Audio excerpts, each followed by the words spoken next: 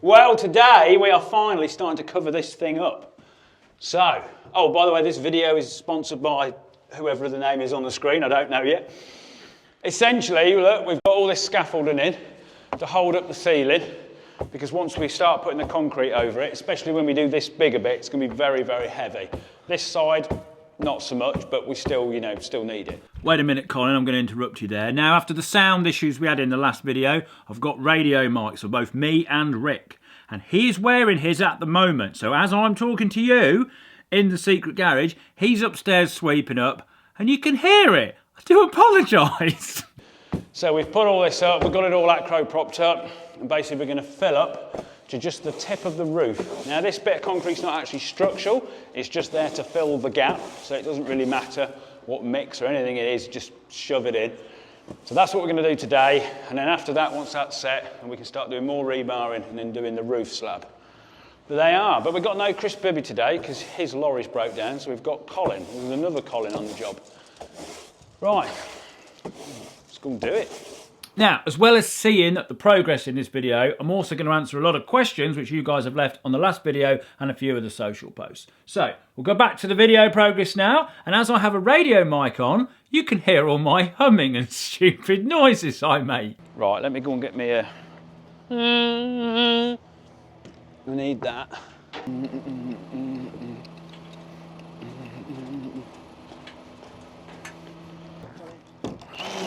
I've got my big long probey thingy. Right, are you going to have that little dry rubbish bit come out first? £50. 50 quid.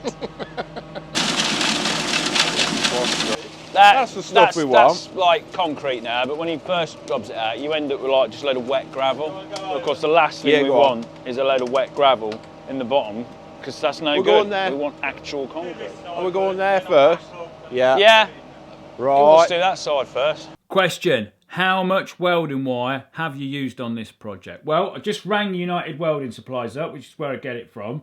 And apparently since October 23, which is actually when this started, I know it's been taking ages, I have used 22 rolls of welding wire, which is quite a lot. I don't know how much welding you get out of your average roll, but the Secret Garage so far has used 22. Now, of course, another one of the questions, which is slightly related, is please do a video on how much will this cost to build. Now, what I will probably do, similar to what I did with the tunnel, is I will give a material list, because obviously what it's cost me and what it costs somebody else might be completely different.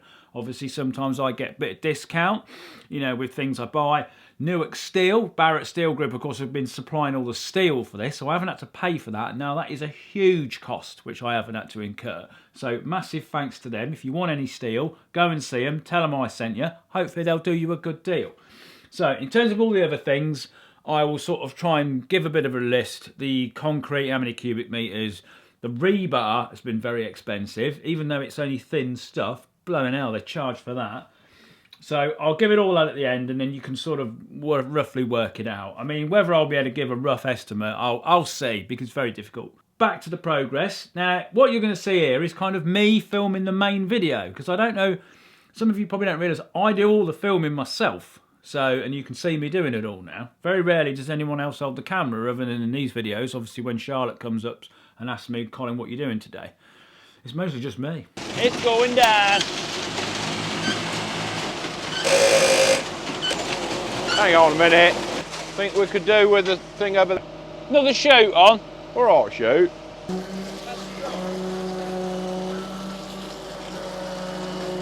Got it, didn't it? Maybe. That's what Rick said. Right, a bit more. A bit more. That's good, yeah, put some more in, yeah? Right, you get in there with your spade and vibrator, Rick. Yeah. Well, I'll just do a bit of filming. Let me get round.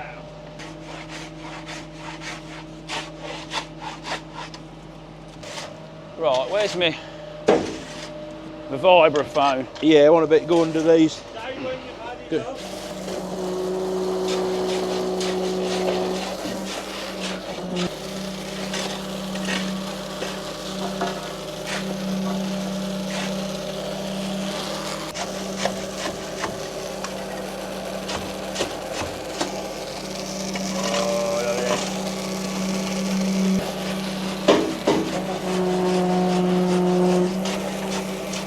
You got a half barrel button on that? Yeah. You hear that, Colin? What, they finish at dinner He time? reckons everybody else finishes at dinner time. Well, we'll have to see about this, won't we? Don't get your ideas up just yet, Rick. Calm down. I think if we vibrate the ceiling underneath, that'll probably do it no end of good. What if you make the lid a wedge shape so it had a bit of rubber on it? Now, there's quite a lot of talk about the lid, because obviously I showed you on the last one, it will come down, it'll have this little seal under here, and then that will seal up against it, and it's going to have a gap here. Now, I did say in the social post that we would like to put a rubber seal along here as well, possibly a wedge shape. So it sort of answers your question. I don't know whether you meant have this a wedge shape, so that like kind of comes in and binds up against it like that. Also an option. Now Rick suggested put a flap on here, then have that come down and then seal up against that edge as well. Now I like the flap idea, but I don't like having this little bit here, because that might make a pull on the lid. And then obviously with this bit, it might get muck and stuff up against it. But it's a trade-off, isn't it? Because obviously something coming down, sitting on it, is nice. Now, another idea that somebody has, because you guys did come up with some good ideas, on a practical level, is I've made this lower, so when the seal comes down, it can all be nice and flush. Because my ADHD, OCD, dyslexia as well, wants to see it all nice and level. I don't want it sticking out or being lower or having edges on it, because I just don't like the idea of that. But somebody said this would have been a good idea, is actually have this bit higher. You technically don't need a seal then, because obviously if this fills up, it'll just spill over onto the drive. Quite like that as a, there's like a practical way of doing it, but I don't like the idea of this being higher than the drive, because you'll look at it and you'll be like, why is that bit higher? So can't deal with that. So I'm going to try and make it and flush as flat as possible. But who knows? The old flap idea, if we had it stick out, so it was like a T-piece that come down, so this bit is still flush, and then there's just a little light, tiny lip there. That's not out of the question. That could be done. Now, other thing you pointed out was how much you all enjoyed the Surfshark ad in the main video. I always try and make my sponsored sections as interesting as possible. Thank you very much to Habib at the Bombay Cottage for allowing me to make a mess in his restaurant. And of course, this video has a sponsor, Incogni. So I'm going to get in a bag behind the quad bike.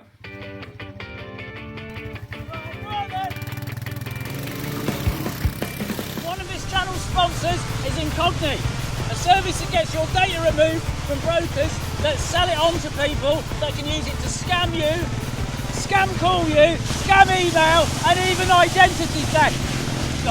The data I'm referring to is your online data. Every website you visit, every item you purchase, every newsletter that you may or may not sign up to, these little nuggets of data. Data brokers pull all this information and this data together, compile it into a profile on you, and then sell it on to people. I've been with Incogni for over a year now, working away in the background to slowly remove all of my data from the brokers. It started off with 45 and it's now up to 151, with only 9 awaiting removal. Now you can add up to 3 email addresses for it to protect, so I ran a test. I left one of my email addresses unprotected and the other 2 on, and I noticed a considerable drop in the amount of spam emails I got on the protected ones, proving that it definitely works. In a world where everything is managed online, this is a must-have tool in the 21st century. So, get yourself Incogni and take your personal data back. Use the code TOOMUCH at Incogni/TOOMUCH. The link's in the description and you'll get 60% off an annual plan. Right, now back to the garage where I'm vibrating the ceiling and trying to move a ladder. If you just put the drill down, Colin, it'll make your life so much easier.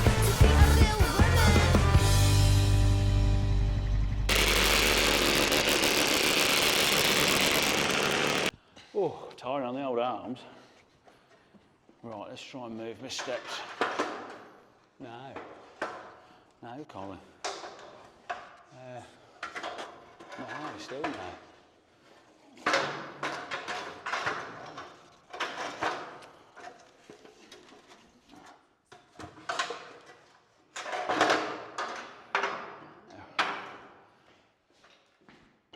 Oh, there's a bit of yes. A bit of yes in there.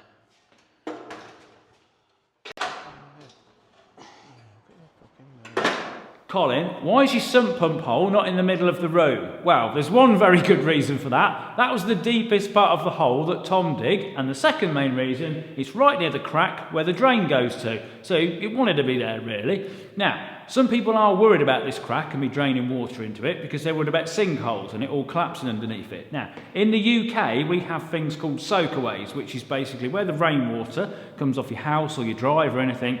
It will go into a pipe in the ground, run along and then just terminate somewhere, and normally the builders would kind of like dig a hole, fill it full of rubble, and it would just soak away through it. Now essentially that happened in the middle of my drive, but of course I'm stood in the middle of my drive now, so essentially all we've done is just lowered it down a bit.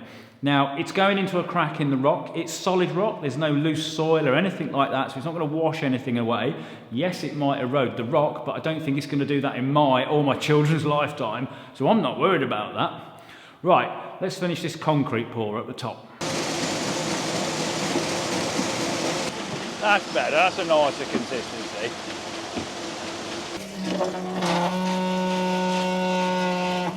That's it, that's definitely enough now.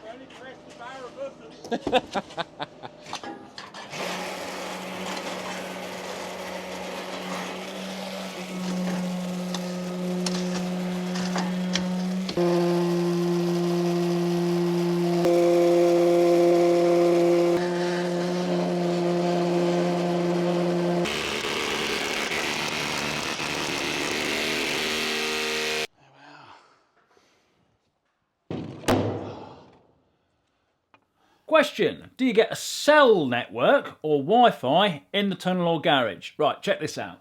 Right, okay, here we go. Oh look, you can see the LiDAR sensor on the phone. So at the moment we've got 3 bars cell and nearly full Wi-Fi because I'm quite close to the house. So let's go down into the tunnel. Now the little cartoon picture you can see there is I made a brief cameo in a Mr. Bean cartoon. So that is cartoon Colin, as you can see. Right, we're down in the tunnel now.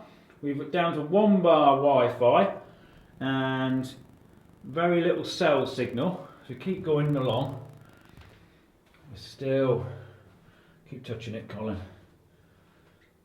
Now we've still got Wi-Fi, but then technically we're getting closer to the house now, because obviously that's the bit. Now what normally happens is the actual cell signal disappears, but the Wi-Fi remains. Yeah, cell's gone now, look, no network, but we've got 2 Wi-Fis. Oh, it's come back again, look. Yeah.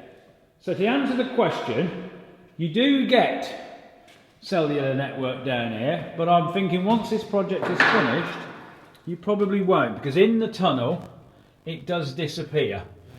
Right, that's that. Next up, we're going to put rebar right across the top of everything, like a giant slab. Oh, what's happening today then, Colin?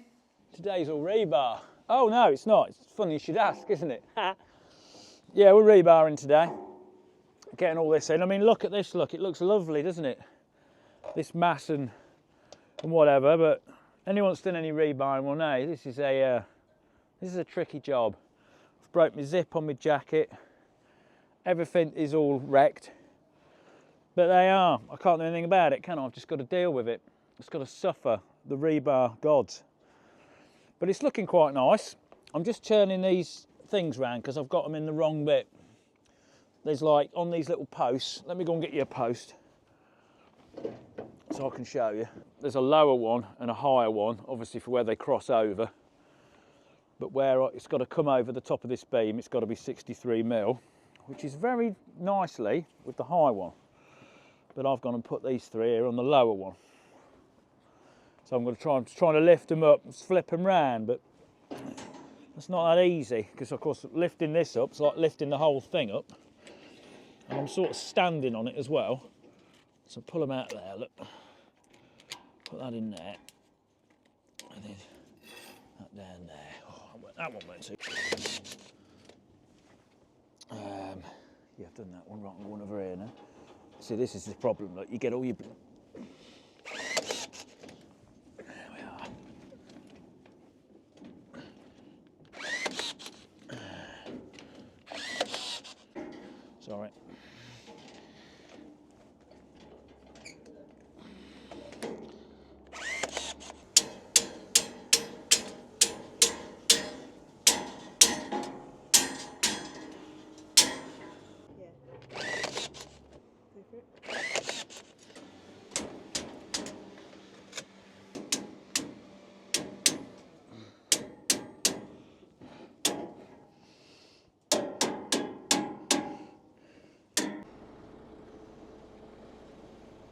What are you doing about car fumes? Well, there's a low level vent down here that will have a fan in front of it, a powered fan, which of course will suck air out of the room.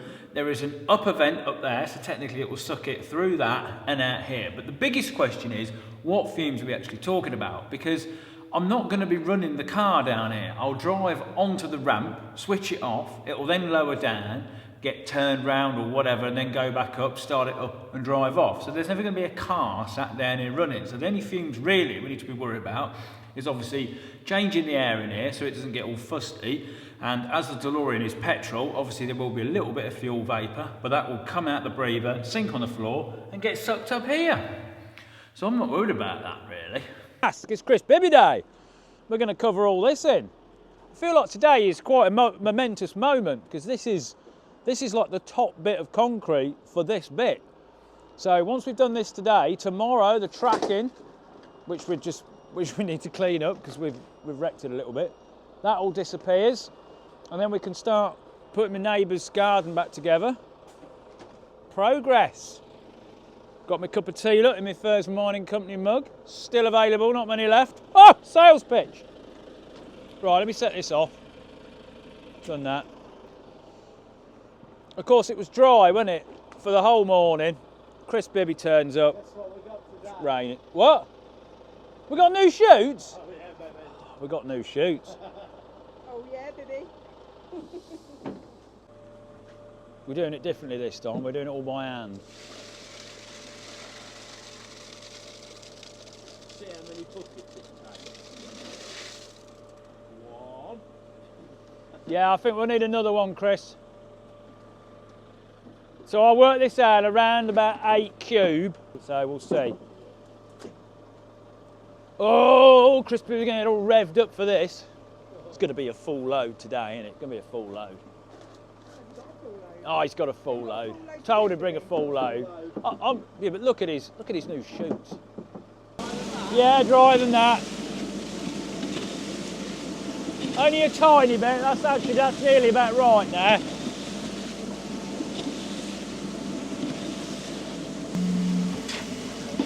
Oh man, it's like, hey, Jeebus. Chris turns up and now it's absolutely hammering it down.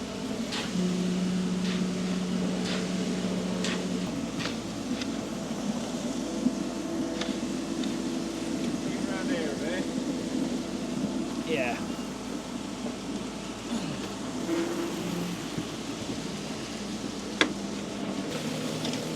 Hey, look, Jeeby, look, I've got this in here, look.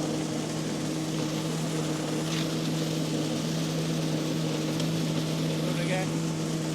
Bottom. That's it, keep going, boy, get it in.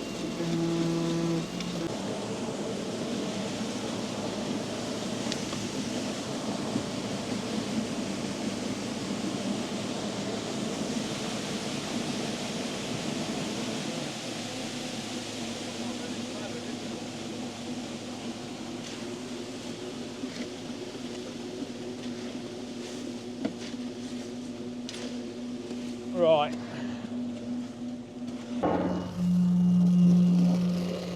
That's nearly there.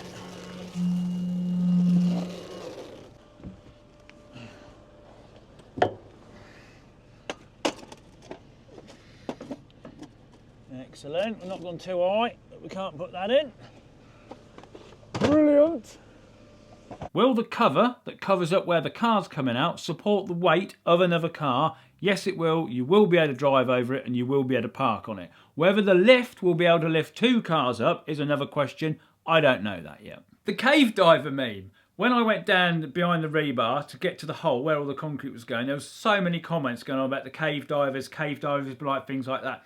I don't know what you're on about. If it's rude, I do apologise to anyone that does know what I was on about and I'm now talking about it. But they are. It was news to me, but it was quite funny seeing loads of comments about cave diving. I was like, yeah, I suppose it is. Anyway, back to pouring more concrete and my little depth gauge of how I know if it's deep enough or not.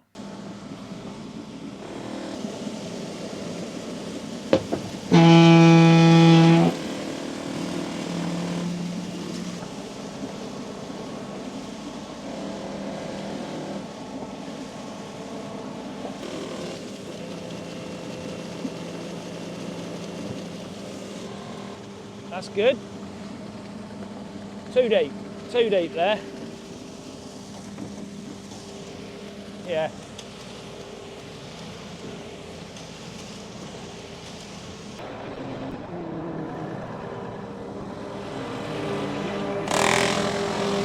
So what we've got here, we've got the ColinFurze depth stick, bit of rebar, bit of tape. That's my 120mm, which has got to be above my RSJ. It's quite tricky now, obviously, because I can't see the RSJ anymore. We've got a rough idea where it is. It's there. There, look. And that's about the right depth. Simples. Yuck. Not deep enough there, but we know that. So, what are we doing over here? Oh, no. I don't know now because I can't see the tape. Yeah, a little bit. Some of that could come over here.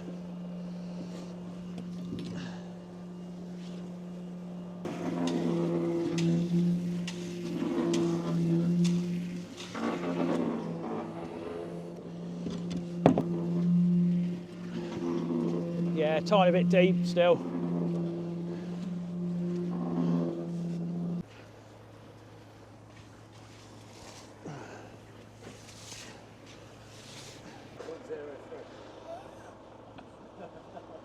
I don't know if you heard that, but I reckoned about 8 cube, 8.03, so I reckon I'm about a wheelbarrow out. Well, Chris, you know, you need to be careful, because the only reason we got you is because when we had barrel mixers, it was hard to work out how much we needed, but I'm getting so good at it now. Yeah. And then the blue sky comes out when Chris Bibby's gone. There we are. It's a bit wet, but it's in and it's flat. Beautiful. Does it pass the Freddie seal of approval? Sound. I passed it. That is sound, Fuzzy. There you go. Smack on. Why have you got ladders and not lifts? Now, I do like the idea of a lift, and I know at the moment we've got ladders, but in the cupboard here, we've done a bit of future thinking. This whole bit of the floor here is actually removable. Come down here, see that flap there? That's a little bit like what Rick was saying with the top of the thingy. That just goes over there, and this whole thing unbolts. There's these bolt holes through here, and then you can take the whole thing out. So if we ever do want to put a lift in, we can stick it in here. So that bit could come out and then the whole thing could just drop down. So it is on the list of things to potentially do. Right, now back outside where Tom Lamb has come to lift off the bit of steel, but rather foolishly I've given him a microphone. Here I am again, coming to pick the final bit of steel off the driveway, but we're nearly there, aren't we?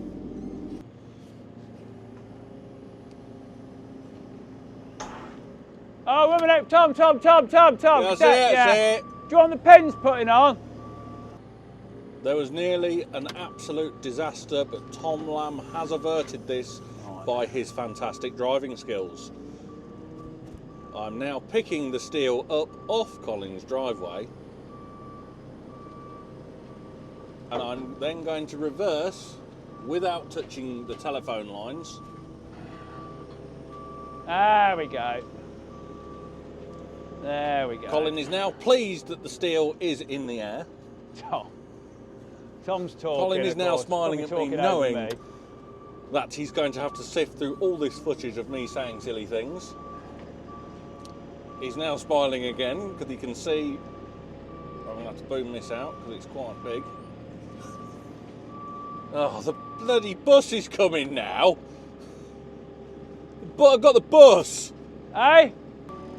Oh look, the steel is now in fact on the wheels of the JCB. I'll tell you what, I'm going to let go of that.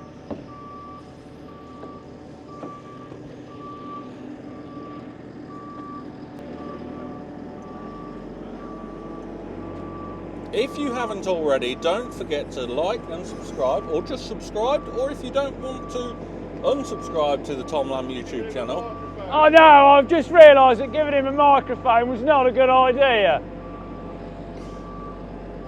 We haven't, in fact, pulled any telegraph lines down now. Colin, I'm at maximum reach. There's nothing more I can possibly do. Right, go on then.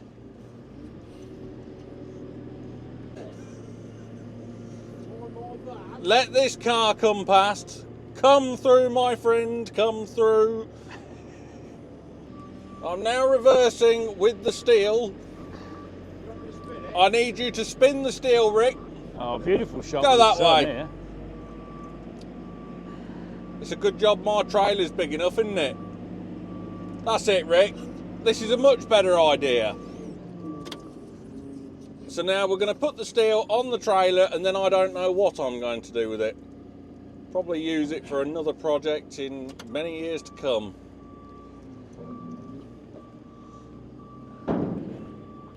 Thank you for watching. Don't forget to subscribe to the ColinFurze and also the Tom Lamb YouTube channel. So Colin, why are these I-beams laid flat and not up the other way? Well, essentially, these beams are, this bottom beam literally goes the full length of the garage, and this is actually to stop all the forces of the expanding clay and the house pushing against it into the room in that direction. So everything else, obviously the weight of all the other stuff is in the downward direction. That's what the other ones are along the beam, and of course the roof. So all the reinforcing is in the wall, but this is just to give that a little bit of extra strength in the horizontal way, I suppose, of the expanding clay. I didn't think that would be much, but apparently clay, when it's dry, going to wet, has like something like 7 tons worth of pushing force or something. So that's what they're doing, and there's 2 on here, obviously, because this is the opening where the car comes out, and it's not got the concrete slab, the rest of it will have pushing against it as well. And of course, another thing is, after Google Translate turned RSJ into Irish J, I think we should call them Irish J's now, because everybody loves that. So yeah, these are Irish J's. Right, up top, Tom's took the bit of metal away, so I've got to kind of sort out how to stop people falling in it now. What's been happening today then, Colin? So today, as you have seen, we've took off the big steel cover, because essentially we've got to do the rebarring and all the concrete work over this, but we can't move that off by hand. You have to constantly be shoving it around with a telehandler. We're over that now. So Tom's took that away, but we need to obviously still cover it back up, because you can't just leave it like this, people can fall in it. So I'm just going to get it all clear, get it all swept out, get it all tidy, and then we'll work out how to cover it over again with our little temporary bits, so me and Rick can just move them and click them over. But I haven't seen this bit of the roof for like a year. It's a bit mucky, look. It's got loads of concrete that's gone off on it. A bit rusty. This is all rusty. So give that a good old wire brush up. Yeah, it's a monumentous day though, because we're back over here, back in covering mode. And then of course we've got the old gas pipe. That still needs moving. But I thought the gas company aren't going to work over this. But once we've done the old concrete in there and it's flat, then they can walk on it. Then hopefully they'll come and do it. So, but there we are, that's what I'm doing today. But Rick's electric bike's fixed, so he's disappeared. So I'm just moving all this myself. Yep. Oh yeah.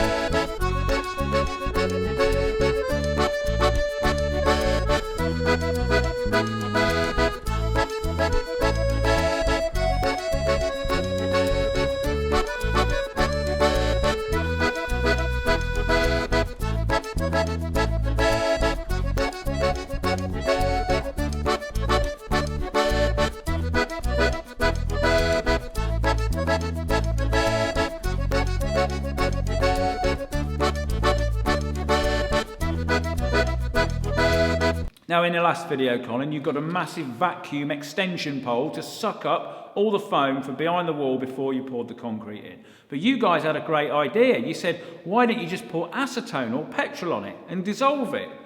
Well, this isn't polystyrene, and I don't think that works on this. I might be wrong, but I don't think it is. Let me know. Oh, and also, yes, I am very aware, German people, that this means fart. Hence why my sales in Germany are not very good. But by the way, you can still get these on the ColinFurzeShop.com. There's not many left now, so if you want some, yabode!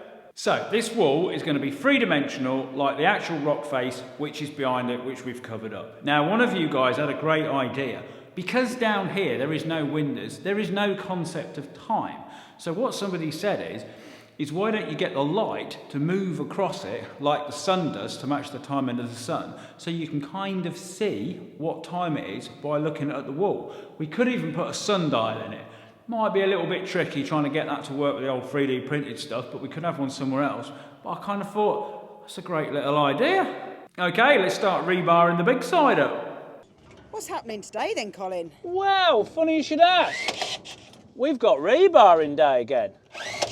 Only this is a bit more fun, this rebar, because it's all in individual bits and it's not in a massive sheet which gets caught on everything and snags everything to bits.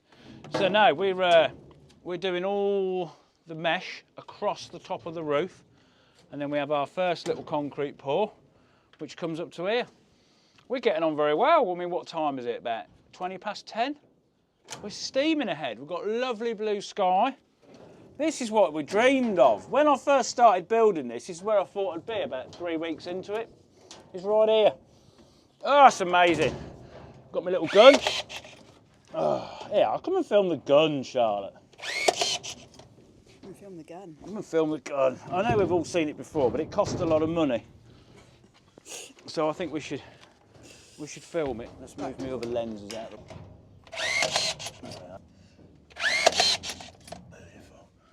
Right, so Rick's going along putting the little castle posty things that hold the rebar up. So we do all that both sides, and then we tie another bit of rebar to that, which kind of weighs it down, and then we sort of bend it over the roof and then tie it on that side. And then once we've got all them done, then put the cross ones across and then make sure that they're as parallel and as in line as possible. But it's all getting buried in concrete really, isn't it? So we don't need to be that precise about it.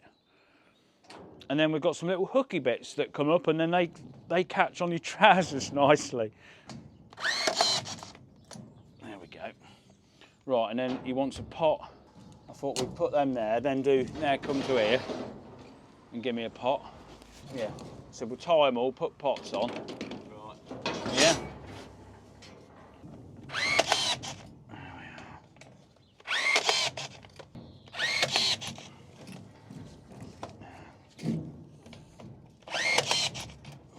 Oh shoot, look at this.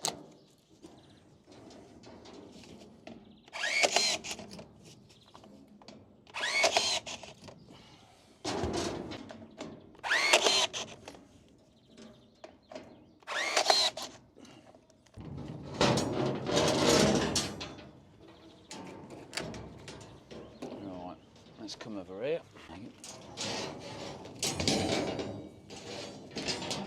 A bit trickier now, isn't it? It is.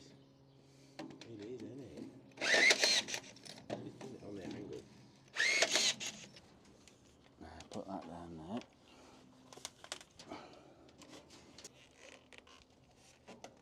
There we go. That's better. Excellent work, people. You've nearly got to the end. Right, couple more.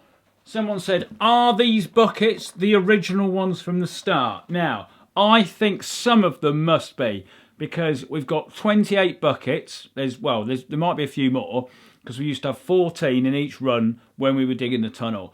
I don't think we've changed 28 of them. I know we have replaced a few because the handles broke, but I'm pretty sure it's not 28. So one of these buckets potentially is one of the first ones. They have done mighty fine. Right, the other thing, somebody said, why do you have carpet everywhere? Because I've got carpet in the workshop, I've got it in the tunnel, and obviously I put it in the garage. I just like carpet, gives that nice warm feeling. In a workshop, I know it's a bit crazy, but I stand by my decision. When it's winter, I like being in here. In the garage, it won't have carpet forever. I've just put that in there just to make it look at one with the tunnel for the last video. It will have a hard standing floor, fear not. Playlist for music. Someone's asked us a playlist for music. Somebody has started one on Spotify. I think if you just search ColinFurze music, there is a playlist, and they do update it regularly, so it should have all the stuff on you want. And house price. Has it done anything to my house price? I don't know. I could have made it unsellable, or it could be worth loads. It all depends, because loads of people want a 3-bedroom house in the town, but are they going to, how much extra are they going to pay for all this? Who knows? Right, you know about the jumpers with the merch. Tunnel dirt. There is going to be another batch, last batch of tunnel dirt. It's probably going to be sold at Maker Central. I am going there this year. I will have a stall. There is a link in the description where you can buy tickets. I asked last time if you were interested in another round of tunnel dirt and you want it, buy the tickets from that link. I can see how many have bought it, and then I know how much tunnel dirt to sell. You didn't really do it last time, because the people that bought the tickets compared to how many tunnel dirts we sold was literally quite a lot different, because I nearly sold out in the first hour.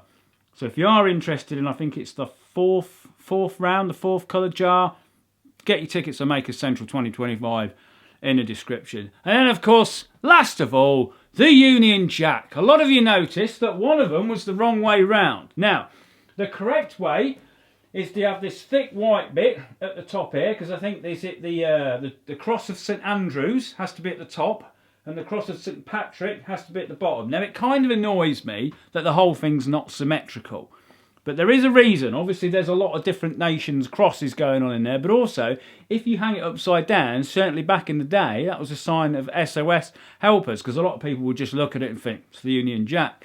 But if you're a true British person, you'd know if it's upside down or not. And of course, I got one of them upside down because I'm too busy and I just whacked them up because, you know, I've got a lot on my mind. But anyway, this is the correct way to hang a Union Jack. Well, at least I hope it is. I haven't got it wrong again. Right, subscribe. Hopefully the next main channel video won't be as long as what it is, because this top stuff is actually coming on pretty well, actually. So it's coming on pretty well. I'm pleased. I'm hoping I'm going to be able to park back over the top of it in the not too distant future. The finished surface won't be finished, but I'll be able to drive on it. That's going to be a monumentous moment. Right, I'll just leave you with something. When I filmed the Incogni bit while being dragged around in the bag, you may have noticed I had my glasses on. Quite a funny story. One of this channel's sponsors is Incogni. A service. I can't read this. The font's not big enough. Wait a minute. I can't read it. The font's not big enough. I'm gonna have to go and print it out and wear my glasses. Hey?